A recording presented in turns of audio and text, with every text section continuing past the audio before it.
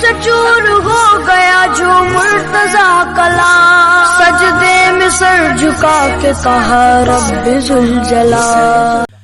अल्लाह तबारक व तआला ने कुरान मजीद की इस आयत करीमा में इरशाद फरमाया और अहले ईमान को मुखातब किया।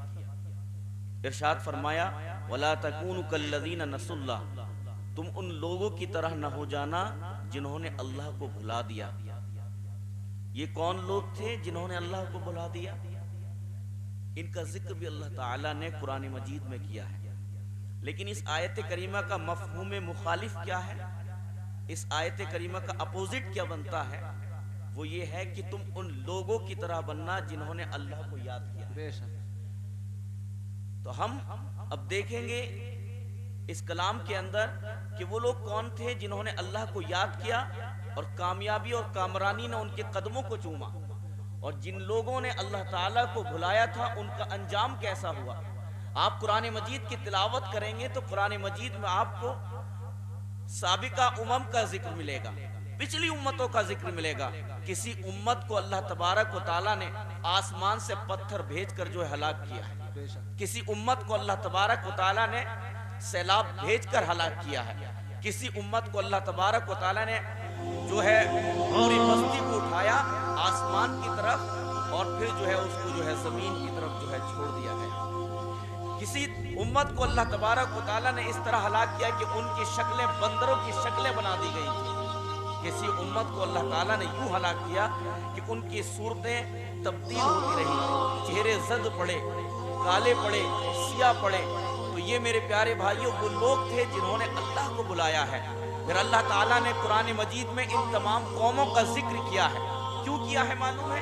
इसलिए कि मेरे महबूब सल्लल्लाहु अलैहि वसल्लम की उम्मत जब मेरे कलाम को पढ़े और इन उम्मतों का हाल इनके सामने आए तो ये नसीहत हासिल करें, ये जो है सबक हासिल करें कि जो अल्लाह को भुला देते हैं, जो अल्लाह को छोड़ देते हैं, अल्लाह तबारक व तआला उनको हलाक कर देता है। लेकिन अल्लाह ताला ने उनको हलाक यूं ही नहीं किया। पहले अल्लाह ताला ने अपने वजूद पर, अपनी वहदानियत पर दलाइल और बराहीन पेश किए हैं, और उन दलाइल और बराहीन को पेश करने के अल्लाह ताला ने मुतअद्दिद मकामात और मुतअद्दिद मौक़ों पर अल्लाह तबारक व तआला ने अंबिया अलैहिस्सलातु वस्सलाम को मबऊस किया है। हर कौम के पास अल्लाह ताला ने एक रसूल को भेजा है। अगर आप कुरान पढ़ते होंगे तो अल्लाह ताला ने सूरह यासीन के अंदर जिक्र किया है कि हमने जो है हर कौम के दरमियान जो है एक रसूल को भेजा है। एक रसूल को भेजा, दूसरे रसूल को भेजा, तीसरे रसूल को भेजा। अल्लाह ताला इसमें जिक्र फरमा रहा है अल्लाह ताला ने किसी कौम को जो है बगैर रसूल के नहीं छोड़ा। बेशक कि उसका क़यामत के दिन जो है अल्लाह से हुज्जत बाजी हो कि तूने हमारी रहनुमाई के लिए किसी को नहीं भेजा था, हमारी रहनुमाई के लिए, हमारी तालीम के लिए, हमें सिखाने के लिए, हमें बताने के लिए कि हमें शब व रोज़ कैसे गुजारने हैं। इत्माम हुज्जत अल्लाह ताला ने अपने नबियों के जरिए किया है। अल्लाह के नबी, अल्लाह के रसूल इस फर्श गेदी पर आते हैं तो अल्लाह की अदालत बनकर आते हैं। बेशक अल्लाह की अदालत बनकर आते हैं। जब वो मौजिज़ात दिखाते हैं, मौजिज़ात दिखाने का मकसद अपनी उन्हें बुलंदी का इजहार नहीं करना होता, अपने मरातिब का इजहार करना नहीं होता, बल्कि उन्हें यह बताना होता है कि हम जो कुछ कह रहे हैं वो बात सच है, क्योंकि हम अल्लाह के नबी हैं। यानी मौजिज़ा जो है वो अल्लाह के नबी की नबूवत की दलील हुआ करता है। मौजिज़ा दिखाने का मकसद ये होता है ताकि कौम मुझे नबी माने, और जब कौम नबी मानेगी तो फिर समझ जाएगी कि नबी अल्लाह का जो होता है वो कभी झूठ नहीं बोलता है। अल्लाह का नबी कभी झूठ नहीं बोलता है। मुशरिकीन अरब ने, मक्का के बड़े बड़े मुशरिकों ने रसूलुल्लाह सल्लल्लाहु अलैहि वसल्लम की तकज़ीब की कि आप रसूल नहीं हैं, लेकिन किसी मुशरिक ने यह नहीं कहा था कि आप झूठे हैं, आप कज़्ज़ाब हैं, आप दज्जाल हैं, आप काज़िब हैं, बल्कि सब यही कहा करते थे कि मोहम्मद कैसे हैं। जब उससे पूछा जाता तो वो कहते कि मोहम्मद कभी झूठ नहीं बोलते सल्लल्लाहु अलैहि वसल्लम। मोहम्मद सल्लल्लाहु अलैहि वसल्लम अमीन भी हैं, इन पर अमानत रखी जाती है तो अमानत में खयानत नहीं करते हैं। ये बेवाओं की खबरगिरी करते हैं, यतीमों का ख्याल करते हैं। तो मेरे प्यारे भाइयों, ये वो हस्तियां थी कि अल्लाह तबारक व तआला ने कौमों के दरमियान भेजी। लेकिन जब कौमों ने जो है इनको झुटलाया, अल्लाह को झुटलाया, अल्लाह की नाफरमानी की, फिर अल्लाह तबारक व तआला ने अजाब उन पर नाजिल फरमाया। तो अल्लाह तबारक व तआला ने ऐसा नहीं है कि उनको हलाक करके उनके नामो निशान मिटा दिए तो अब उनका जिक्र बाकी नहीं है, बल्कि अल्लाह ताला ने कलाम मजीद फुरकान हमीद में उनके जिक्र को बाकी रखा ताकि मेरे महबूब की उम्मत, आखिर नबी की उम्मत सबक हासिल करे कि जिन्होंने अल्लाह को बुलाया है अल्लाह ने उनको तबाह बर्बाद किया है, अल्लाह ने उनको हलाक किया है। अल्लाह ने यह भी जिक्र किया कितनी पिछली उम्मतें हैं जो हमने हलाक कर दी, उन्होंने जो अल्लाह को बुलाया, अल्लाह की नाफरमानी की, अल्लाह की तकज़ीब की, ताकि मेरे महबूब की उम्मत इन वाक़यात को पढ़कर, इन किस्से कहानियों को पढ़कर सबक हासिल करे कि जो अल्लाह को बुला देते हैं उनका अंजाम बद होता है, और जो अल्लाह को राजी कर लेते हैं कोई अबू बकर सिद्दीक बनता है, और जो कोई उमर फारूक आजम बनता है, कोई जो है उस्मान गनी बनता नजर आता है, कोई हैदर कर्रार बनता नजर आता है, कोई सैफुल्लाह बनता नजर आता है, कोई अल्लामा फजल हक खैराबादी बनता नजर आता है, और कोई वक्त का मुजद्दिद आला हजरत इमाम अहले सुन्नत बनता नजर आता है। आला हजरत मुल्के सुखन की शाही तुमको रजा मुसल्लम जिस सिमत आ गए हो सिक्के बिठा दिए। सुभान अल्लाह। तो मेरे प्यारे भाइयों, चंद पैगामात इस बयान के अंदर आपको पेश करने हैं। अल्लाह ताला ने जिनको हलाक किया है उन्होंने अल्लाह को बुलाया था, और जिन्होंने अल्लाह को बुलाया नहीं, अल्लाह का जिक्र किया है, अल्लाह तबारक व तआला ने उनका जिक्र न जमीन पर बल्कि आसमानों में उनका जिक्र कराया है। बेशक जमीन पर जिक्र बाद में होता है, पहले आसमानों में उनका जिक्र होता है। अल्लाह तबारक व तआला ऐसे लोगों का जिक्र जो है जमीन पर नहीं बल्कि आलम बाला में कराता है, अर्श पर उनका जिक्र होता है, हामिलीन अर्श उनका जिक्र करते हैं। तो हम अब देखें हम कैसे बनेंगे, हम अल्लाह को याद करने वाले बनेंगे या फिर अल्लाह को भुलाने वाले बनेंगे। अगर हम अल्लाह को भुला देंगे, एक तरह तो मेरे भाइयों अल्लाह को हमने भुला दिया तो अजाब, अगर हम पर हिस्सी अजाब नहीं आ रहा है तो हम पर जो है गैर हिस्सी अजाब आ सकता है। मतलब क्या है, हिस्सी अजाब जो है पत्थरों की शक्ल में आता है, हिस्सी अजाब जो है मेरे भाइयों जमीन जो है, जमीन के अंदर बस्तियों को धसा दिया जाता है। हिस्सी अजाब जो होता है मेरे भाइयों आग के शोले उन पर जो है बरसाए जाते हैं। हिस्सी अजाब जो होता है कि कौम पर जो है सैलाब जो है भेज दिया जाता है और पूरी जो है कौम को जो है हलाक व तबाह बर्बाद कर दिया जाता है। लेकिन एक अजाब ऐसा भी होता है कि इंसान पर पत्थर नहीं बरसाए जाते, इंसान को जो है सैलाब में बहाया नहीं जाता, लेकिन उसका जो है वजूद इस बात का एहसास करता है कि मुझ पर अल्लाह का अजाब आ रहा है, मुझ पर अल्लाह का अजाब मुसल्लत हो गया है। कभी वो अजाब बीमारी की शक्ल में है, कभी वो अजाब घर के अंदर नाचाकियों की शक्ल में नमूदार होता है, कभी जो है शौहर की बीवी नाफरमानी करती है, कभी जो है शौहर अपनी बीवी को गाली देता नजर आता है, कभी बाप को बेटा गाली देता नजर आता है। ये एक किस्म का अजाब है जिसको मेरे भाइयों हम महसूस नहीं कर पाते, ये गैर हिस्सी अजाब है। इसलिए हम अगर चाहते हैं कि हम हिस्सी अजाब से भी बचा लिए जाएं, गैर हिस्सी अजाब से भी बचा लिए जाएं, तो हमें अल्लाह का जिक्र करना होगा। और अल्लाह तो फरमाता है, अल्लाह ने फरमाया या अय्युहल्लज़ीना आमनू तक़ुल्लाह, ए ईमान वालों अल्लाह से डरो, वकूनू मअस सादिकीन, जो जिक्र वाले हैं उनके साथ भी हो जाओ, जो जिक्र करने वाले हैं उनके साथ हो जाओ, उनके साथ मजलिसें किया करो, उनके साथ बैठा करो, उनके साथ उठा करो, तुम्हारी शामें, तुम्हारी सुबहें, तुम्हारी रातें उनके साथ हुआ करें। कहीं ऐसा ना हो अगर तुमने जिक्र वालों के साथ छोड़ दिया तो कहीं ऐसा ना हो तुम्हारी जिंदगी अल्लाह से गाफिल होकर गुजरने लगे। इसलिए तुम जिक्र वालों को तलाश किया करो। अल्लाह ताला ने फरमाया जिसने अल्लाह के जिक्र को भुला दिया तो याद आने पर उन जालिमों के पास न बैठ। अल्लाह ने मना किया है जो अपनी जान पर जुल्म करते हैं। इसलिए मेरे भाइयों हमें ये देखना है कि अल्लाह का जिक्र करने वाले कौन हैं, अल्लाह से मिलाने वाले कौन हैं, अल्लाह से दूर करने वाले कौन हैं। मेरे प्यारे भाइयों हमें हर दौर के अंदर ऐसे लोग मिलेंगे और हर दौर का आप जायजा लेकर देखेंगे, ऐसे लोग नजर आएंगे। कभी ख्वाजा गरीब नवाज की शक्ल में आपको नजर आएंगे, कभी मखदूम सिमना की शक्ल में आपको नजर आएंगे, कभी गंज शकर की शक्ल में आपको नजर आएंगे, कभी जुनैद बगदादी की शक्ल में आपको नजर आएंगे, कभी गौसे आजम की शक्ल में आपको नजर आएंगे, कभी जो है मेरे भाइयों सहाबा की शक्ल में आपको नजर आएंगे। ये लोग कभी खत्म नहीं हुए हैं। अल्लाह तबारक व तआला ता क़यामत ऐसे लोगों को भेजता रहेगा जो अल्लाह का जिक्र करते हैं और अल्लाह का जिक्र करवाते भी हैं।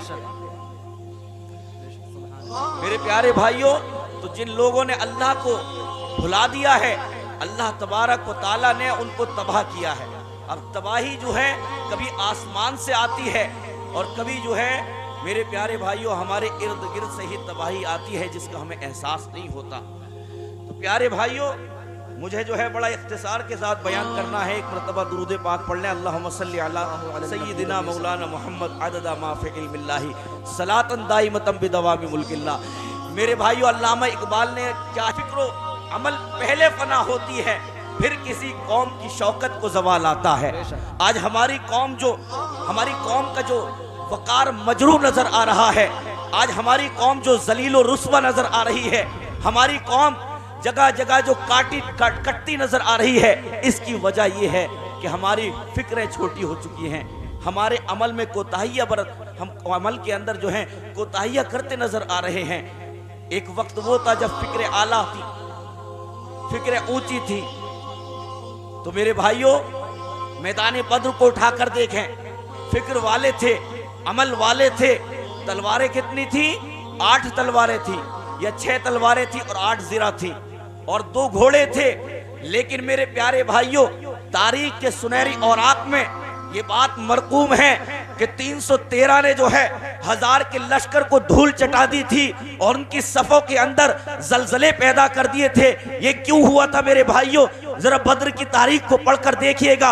उस रात में प्यारे मुस्तफा सरवरे कायनात के हाथ बुलंद हो गए थे और आपने इरशाद अल्लाह से अर्ज किया था, ऐ मेरे मौला, अगर ये चंद लोग भी हलाक कर दिए गए तो जमीन पर फिर तेरी की इबादत करने वाला नजर नहीं आएगा। उस रात मेरे आका सरवरे कायनात की जो है चादर मुबारक जो है, आपकी चादर मुबारक शाने से जमीन पर आ जाती थी। हजरत अबू बकर सिद्दीक पीछे खड़े थे और वो चादर आपके कांधे पर डालते थे और कहते थे, गम न करें, अल्लाह हमारे साथ है। अल्लाह अकबर। रसूलुल्लाह रात में जो है दुआ कर रहे थे। जब रसूलुल्लाह सल्लल्लाहु अलैहि वसल्लम का लश्कर उन शैतानी कुव्वतों और तागूती कुव्वतों के नरके में आ जाता है तो अल्लाह तबारक व तआला ने अपने अल्फाज में बयान कर दूं, अल्लाह तबारक व तआला ने जिब्राइल को भेजा, ए जिब्राइल, तेरा घोड़ा किस दिन काम आएगा? आज मेरे महबूब का लश्कर तागूती कुव्वत के नरके में आ चुका है। ए फरिश्तों, तुम्हारे हथियार किस दिन काम आएंगे? अल्लाह अकबर, जाओ और मेरे महबूब की मदद और नुसरत के लिए उतर जाओ। तो वो सजदे भी तो होने चाहिए, ऐसे वो दुआएं भी तो होनी चाहिए। वो रब आज भी मौजूद है, वो फरिश्ते आज भी इंतजार में हैं कि ऐसी नमाज जो 1400 साल पहले सहाबा ने पढ़ी थी, ऐसी नमाजें पढ़ने वाले भी तो होने चाहिए, ऐसी इबादत करने वाले भी तो होने चाहिए, ऐसे ईमान वाले भी तो होने चाहिए। लेकिन हमारा हाल, हमने तो बरसों से नमाजें नहीं पढ़ी, महीनों से नमाजें नहीं पढ़ी, जुमा के दिन 2 पढ़कर चले आते हैं। हमारा ताल्लुक इस्लाम से सिर्फ इतना है, जुमे की 2 रकात से। जो ईमान मेरे प्यारे भाइयों हमें मस्जिद की सीढ़ियों तक नहीं ले जा सकता, आप बताइए वो ईमान आपको जन्नत की चौखट तक कैसे लेके जा सकता है?